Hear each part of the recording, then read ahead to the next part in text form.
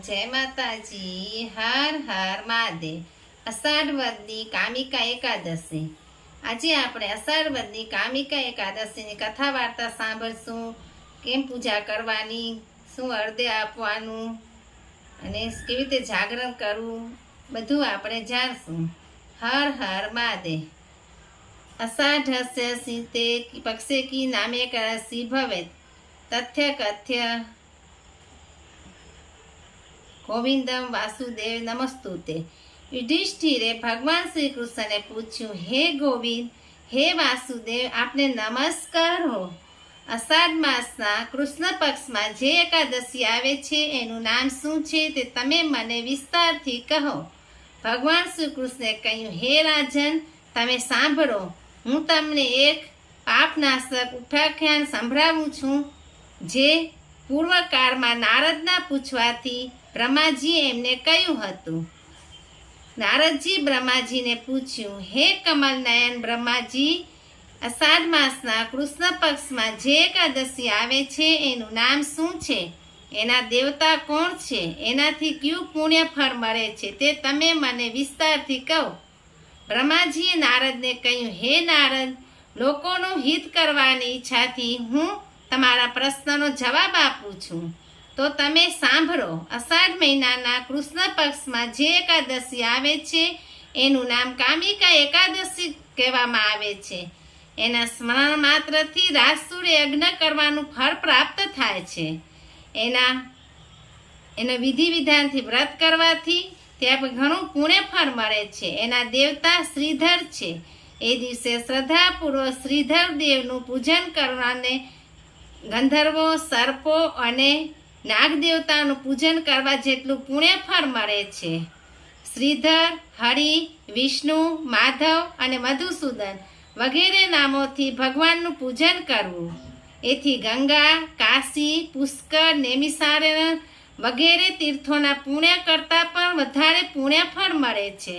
વાછરદા સહિત ગાયનું દાન કરવાથી જે પુણ્ય ફળ મળે છે એ જ પુણ્ય ફળ કામિકા એકાદશીનું વ્રત કરનારને મળે છે।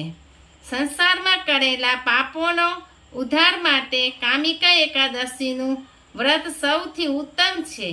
બૃહસ્પતિ સિંહ રાશિમાં આવે ત્યારે સૂર્યગ્રહણ વખતે અને વ્યતિપાતમાં ગોદાવરી નદીમાં સ્નાન કરવાથી જે પુણ્ય ફળ મળે છે એ જ પુણ્ય ફળ ભગવાન શ્રી કૃષ્ણના પૂજનથી પણ મળી જાય છે। જે મનુષ્ય સમુદ્રો અને વન સહિત આખી પૃથ્વીનું દાન કરે છે અને બીજો જે મનુષ્ય અષાઢ વદની કામિકા એકાદશીનું વ્રત કરે છે એ તેમનું એક સરખું જ પુણ્ય ફળ ગણાય છે। પાપભીરુ મનુષ્ય પણ આ કામિકા એકાદશીનું વ્રત કરીને ભગવાન શ્રી હરિનું શ્રીધરનું પૂજન કરે છે તેને અવશ્ય પાપોમાંથી મુક્તિ મળે છે અને ભગવાનનું હરિનું અવશ્ય પૂજન કરવું જોઈએ। જે લોકો આધ્યાત્મવાદનો અભ્યાસ કરતા હોમ તેમજ વેદોના શાસ્ત્રો, પુરાણો વગેરેનો અભ્યાસ કરતા હોય એમને જે ફળ મળે છે એના કરતાં પણ વધારે ફળ આ કામિકા એકાદશીનું વ્રત કરનારને મળે છે। જે મનુષ્ય કામિકા એકાદશીનું વ્રત કરીને ઉપવાસ કરીને જાગરણ કરતી વખતે ભગવાન શ્રી હરિનું ભજન કરે છે તે ભયંકર આકૃતિવાળા યમરાજાને દેખતા નથી તેમજ એની દુર્ગતિ પણ થતી નથી। જે મનુષ્ય કામિકા એકાદશી વ્રત કરે છે એ મનુષ્યનો નીચ યોનિમાં જન્મ। દરેક મનુષ્ય કામિકા એકાદશી વ્રત અવશ્ય કરવું જોઈએ। તેથી જ ઘણા ઋષિ મુનિઓ અને યોગીઓ આ વ્રત કરીને મોક્ષપદને પામ્યા છે। જે મનુષ્ય કામિકા એકાદશીનું વ્રત કરીને તુલસીના પાન વડે જે ભગવાન શ્રી હરિનું પૂજન કરે છે તે કમળનું પાન જેમ પાણીથી લેપાતું નથી તેમ તે પાપ વડે લેપાતો નથી। જે મનુષ્ય 1 તોલું સોનું અને એનાથી પણ 4 ગણું રૂપું દાનમાં આપે છે અને તે દાનથી જે ફળ મેળવે છે તેટલું જ ફળ તુલસીના પાનથી ભગવાન શ્રી હરિનું પૂજન કરવાથી મેળવી લે છે। વળી લાલમણી, મોતી, વેદુડિયા તેમજ અનેક પ્રકારના રત્નોથી ભગવાન શ્રી વિષ્ણુનું પૂજન કર્યું હોય તો પણ એ એટલા પ્રસન્ન થતા નથી જેટલા તુલસીના પાન વડે પૂજન કરવાથી ભગવાન શ્રી વિષ્ણુ પ્રસન્ન થાય છે. વળી જેણે તુલસીના માંજરો વડે ભગવાન શ્રી કેશવનું પૂજન કર્યું હોય એના જીવનના અનેક ઘણા પાપો નાશ પામે છે. આ દુષ્ટા નિખિલ સંસાતમી સુસૃષ્ટા વયુસપાપની રોગાણાભિવિંદિતા નિરસની વિતા કાંસાવાસિની પ્રત્યંપાવાસિની વાધિની ભગવત કૃષ્ણ સંચો સ્વરૂપિતા ત્વસ્યા ત્વરેણ વિમુક્તિ ફલદા તસ્યે તુલસે નમઃ. તુલસીના દર્શન કરવાથી સઘળા પાપોનો સમુદાય નાશ પામે છે.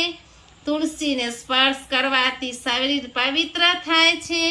તુલસીને પ્રણામ કરવાથી રોગોનું નિવારણ થાય છે.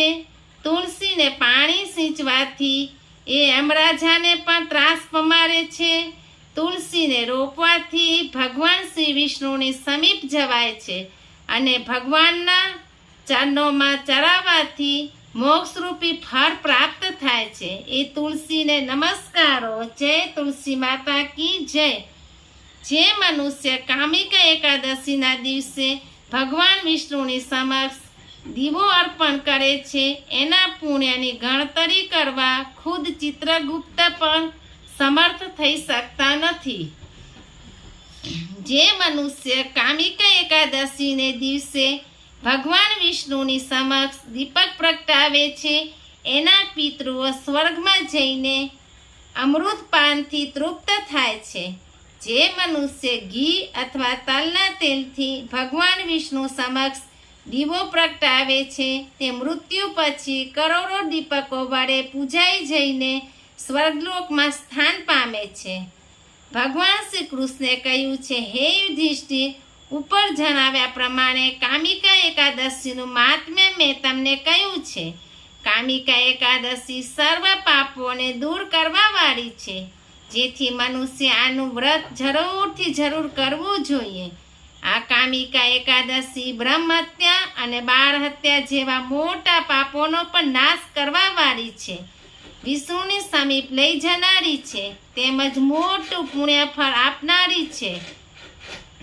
એટલે દરેક મનુષ્ય શ્રદ્ધાપૂર્વક શ્રી કામિકા એકાદશીનું વ્રત અવશ્ય કરવું જોઈએ. શ્રદ્ધાપૂર્વક આ કામિકા એકાદશીના મહાત્મ્યને સાંભળે છે તે બધા પાપોમાંથી મુક્ત થઈને વિષ્ણુ લોકમાં જાય છે. શ્રુતવા પાપમેતવા નવશ્રદ્ધુ સમતિવંત વિષ્ણુ લોકામ અપદોતિ સર્વ પાપ પ્રમુચ્યતે. હર હર મહાદેવ. જય શ્રી કૃષ્ણ.